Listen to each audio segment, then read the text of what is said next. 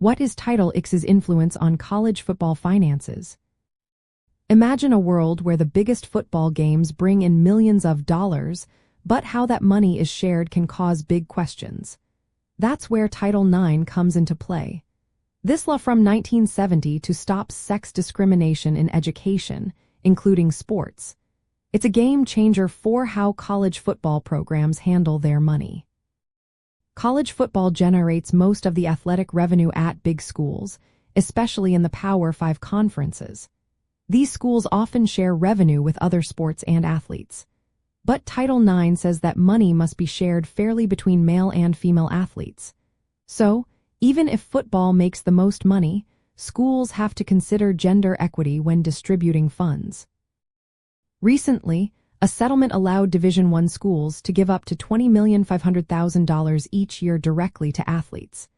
But here's the catch. These payments are now considered part of the school's athletic budget and fall under Title IX rules. That means schools can't just give most of the money to male athletes in football and basketball. They have to split it more evenly to avoid violating gender equity laws. When schools decide how to allocate these funds, they must think about proportionality.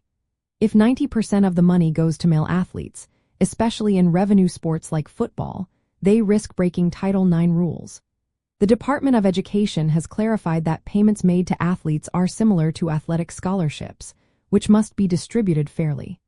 Schools that allocate less than 5% of funds to women's sports could face legal challenges. Title IX also requires equal opportunities for men and women in sports. When schools distribute athlete payments, they need to do so proportionally. If they pay male athletes 90% of the revenue, they might be seen as violating the law. Some athletes have already challenged this, arguing that the current distribution favors male athletes way too much. Courts are watching closely to see if schools are following these rules.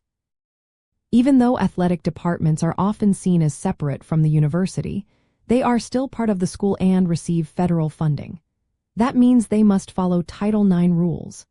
If revenue sharing favors male athletes, schools could face lawsuits.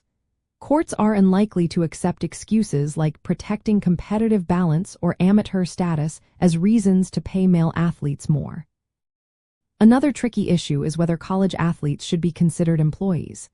If they are, then employment laws come into play, which often allow pay differences based on revenue. That could mean football players get paid more than athletes in non-revenue sports.